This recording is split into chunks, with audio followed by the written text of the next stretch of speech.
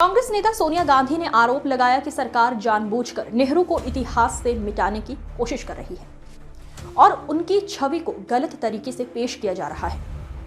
उनके मुताबिक आजादी और राष्ट्र निर्माण में नेहरू की भूमिका इतनी बड़ी है कि उसे बदला नहीं जा सकता, लेकिन सरकार लगातार एक तरफा नैरेटिव बनाकर उन्हें कमजोर दिखाने की कोशिश कर रही है।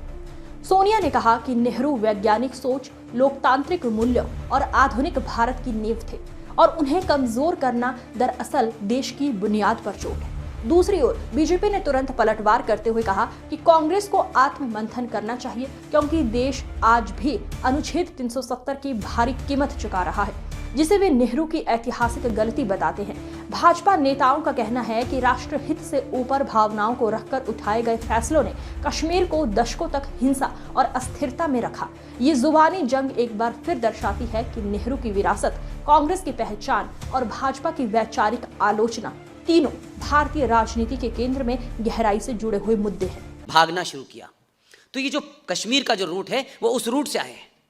एक ही ट्रेन चलती थी उस जमाने, और वो भाग के आए और जम्मू कश्मीर में आके रुक गए, आगे नहीं पहुंच पाए, क्योंकि 47 से पहले की जो कहानी थी उस वक्त तक किसी को ये पता ही नहीं था कि देश बट भी सकता है।